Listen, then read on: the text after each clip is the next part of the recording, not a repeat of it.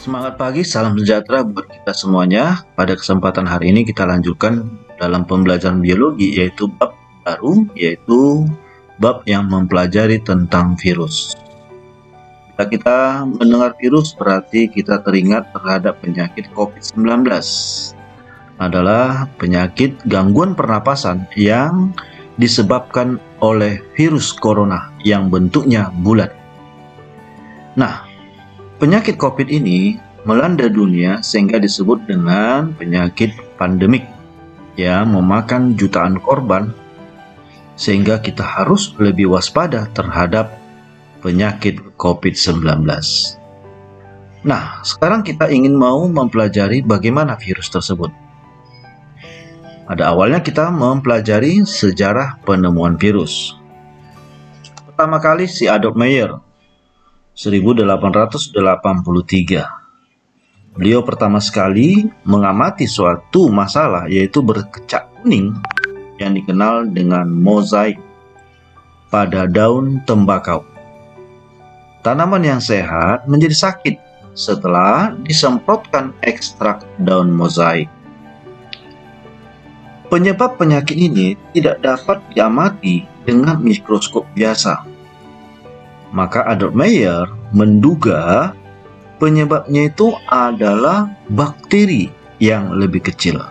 Jadi beliau belum mengungkapkan istilah virus, masih disebut bakteri berukuran lebih kecil. Nah, seperti inilah gambar daun tembakau yang diserang oleh mozaik atau diserang oleh virus, sehingga tampak gambar bercak-bercak kuning pada daun tembakau. Yang kedua adalah Dmitri Ivanovsky 1892. Ekstrak patogen disaring dengan penyaring bakteri. Dipastikan ekstraknya tidak mengandung bakteri. Ditularkan ke tanaman yang sehat, maka tanaman tembakau tersebut menjadi sakit.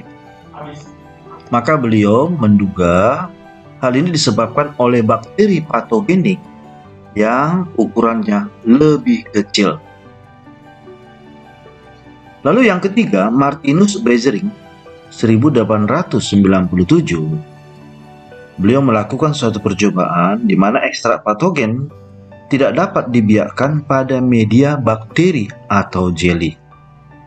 Pada umumnya, jeli ini merupakan media untuk perkembangbiakan pada bakteri.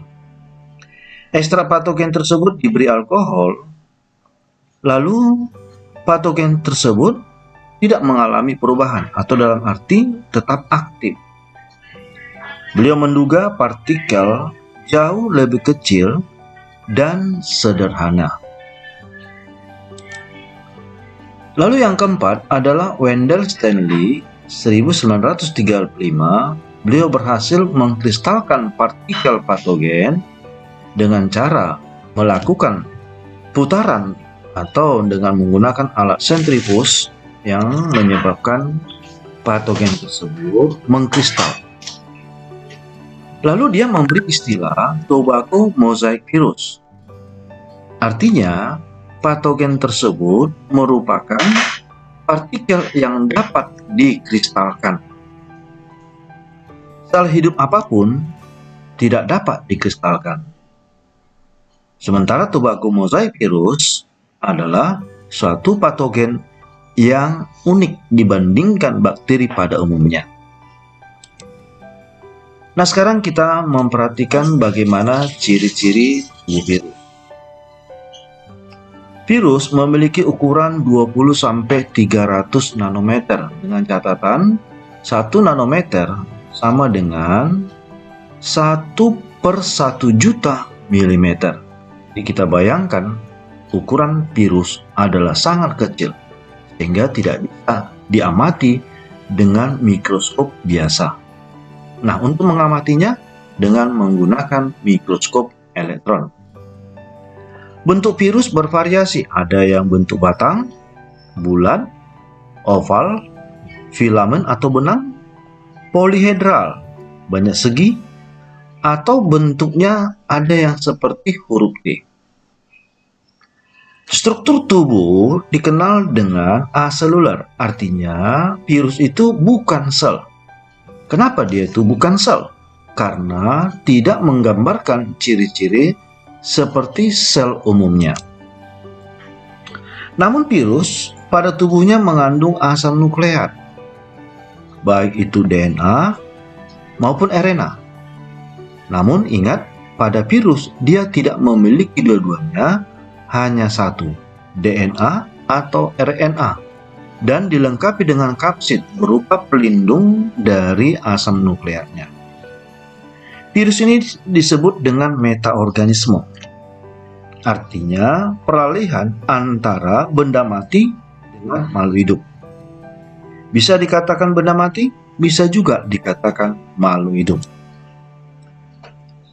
Bacteriophage adalah virus yang bentuknya seperti huruf T, yaitu virus yang menyerang bakteri.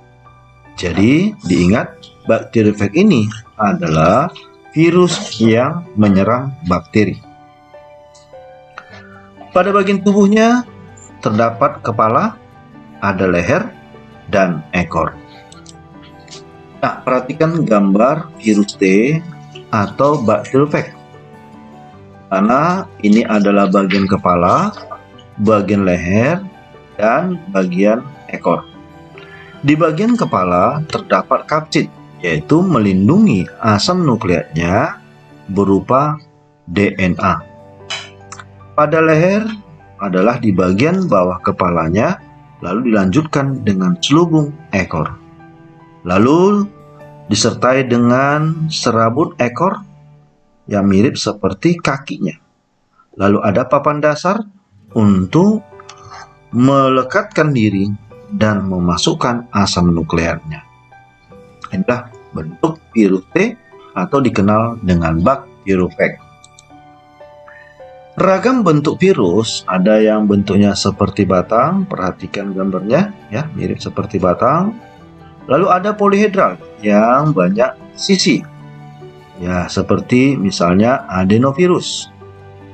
Ada bentuk seperti bola, yaitu contohnya HIV yang menyebabkan penyakit AIDS, dan ada influenza. Adalah salah satu penyebab dari penyakit COVID-19, sehingga dikenal dengan corona. Inilah dia. Lalu ada virus T yang mirip seperti huruf T, itulah bacteriophage. Nah, perhatikanlah gambar di bawahnya adalah gambar hal yang sama dengan yang di atas. Nah, sekarang kita mau memperhatikan bagaimanakah penyakit pandemi yang saat ini masih merajalela. Nah, mari kita perhatikan sama-sama. YouTube channel, journalists who are watching it.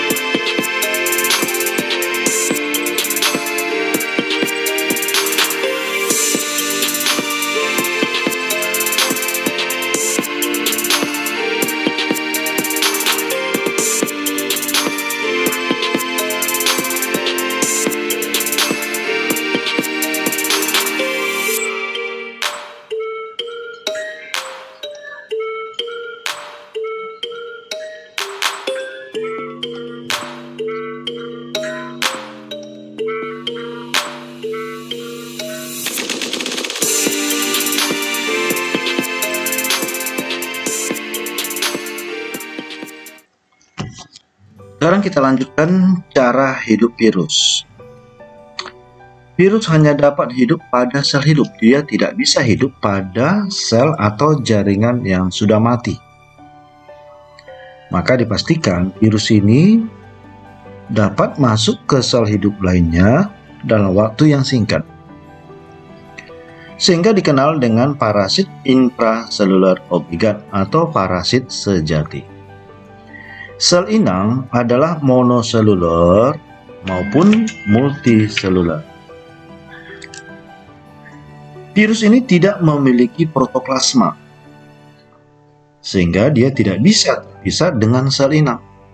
Makanya virus disebut dengan aselular, karena dia tidak memiliki protoplasma. Virus ini menyerang sel inang dengan model lock and key, yang artinya model kunci gembok atau membentuk suatu pasangan. Jadi virus ini tidak bisa menyerang sel yang tidak sesuai dengan yang diinginkannya. Nah, sekarang kita perhatikan bagaimana penularan virusnya. Penularan virus baik secara langsung maupun tidak langsung.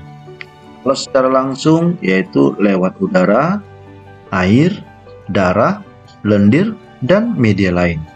Sedangkan secara tak langsung melalui hospes perantara, dan biasanya adalah hewan ataupun tumbuhan. Nah, sekarang bagaimanakah reproduksi virus?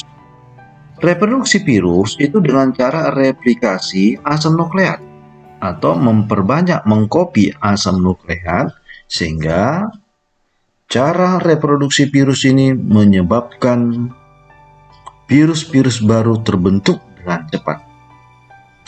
Keberhasilan virus bereproduksi itu bergantung jenis virus dan ketahanan sel inang. Sel inang rendah dengan sistem pertahanan, maka begitu gampang virus memperbanyak diri. Ada 5 tahap. Yang pertama ada fase adsorpsi atau fase penempelan. Virus awalnya menempel pada permukaan sel inang dan selanjutnya masuk ke fase penetrasi, yaitu masuknya asam nukleat virus ke dalam sel inang. Fase yang ketiga adalah fase sintesis atau fase eklivasi, di mana fase di sini yang melakukan metabolisme adalah sel inang, namun yang mengatur adalah asam nukleat virus. Lalu masuk ke fase pematangan, di mana fase membentuk tubuh virus baru dalam jumlah yang banyak.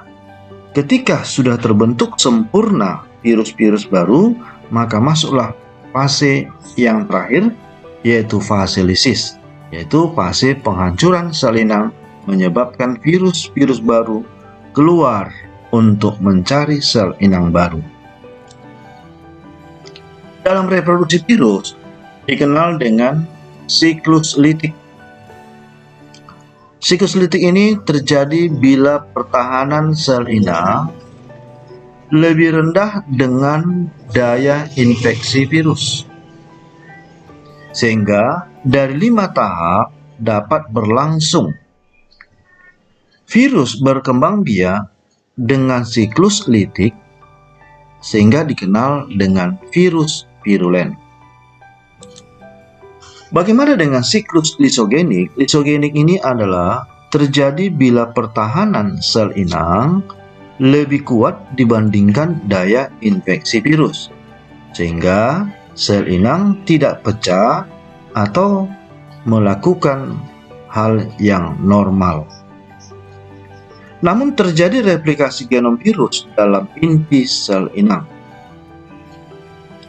DNA virus tersebut atau DNA fag berinteraksi dalam kromosom sel inang sehingga membentuk profag. Profag ini adalah gabungan antara asam nukleat virus dengan asam nukleat sel inang, yang suatu saat nanti profag ini akan aktif bila pertahanan tubuh sel inang lemah, maka akan kembali ke siklus litik. Virus yang bereproduksi secara lisogenik dan litik inilah yang disebut dengan virus template. Maka bisa dikatakan virus template ini adalah virus yang mampu melakukan dua sekaligus, yaitu siklus lisogenik dengan siklus litik. Nah, sekarang perhatikanlah gabungan antara siklus lisis dengan siklus lisogenik. Awalnya kita lihat dulu siklus lisis, di mana awalnya adalah fase pertama yaitu adsorpsi. DNA fag atau virus menempel pada permukaan sel inang dan kemudian melakukan infeksi sehingga tampak asam nukleat virus masuk ke dalam sel inang. Selanjutnya, di dalam sel inang terdapat berupa asam nukleat yang nampak seperti cincin atau bulat warna biru. Lalu, asam nukleat virus tersebut mengambil alih metabolisme sel inang sehingga tubuh virus terbentuk dalam cukup banyak dan waktu singkat. Lalu setelah terbentuk virus baru, maka virus ini akan menghancurkan sel inang yaitu di fase lisis, dan kembali virus tersebut untuk menyerang sel inang berikutnya. Itulah siklus lisis. Kalau siklus lisogenik, di mana fase adsorpsi yaitu virus menempel pada permukaan virus, ya, maksudnya DNA virus menempel pada permukaan bakteri. Nah, selanjutnya asam nukleatnya masuk.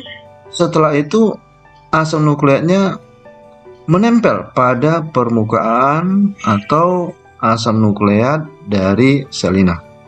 Itulah namanya propag. Dan melakukan metabolisme tetap sel inang sehingga saat berkembang biak sel inang yaitu dengan cara pembelahan sel, hasil pembelahannya tetap mengandung asam nukleat virus. Begitu seterusnya. Namun, suatu ketika jika daya tahan tubuh sel inang ini lemah, maka propag akan mengambil alih, melakukan metabolisme, dan siap memasuki daur litik untuk menghancurkan sel inang. Jadi dengan demikian tampak sudah apa perbedaan siklus lisis dengan siklus lisogenik. Kapankah lisogenik ini? Ketika sel inang lebih kuat daya tahan tubuh dan tahan selnya daripada virus. Kapankah propag akan aktif? Ketika daya tahan tubuh sel inang lemah, atau propag mengalami radiasi, bisa disebut oleh sinar yang tinggi atau zat-zat kimia yang menyebabkan propag menjadi aktif dan keluar dan siap untuk menghancurkan. Itulah daur litik dengan daur lisogenik. Nah, sekarang kita perhatikan bagaimanakah tambahan tentang virus.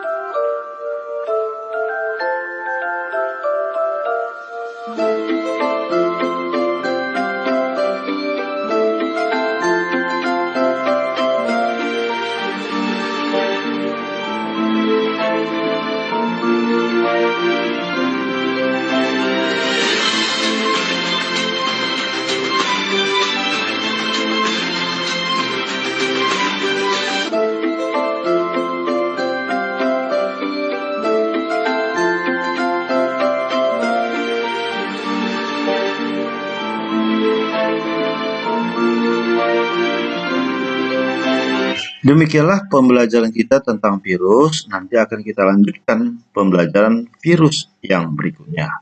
Terima kasih. Sampai ketemu kembali.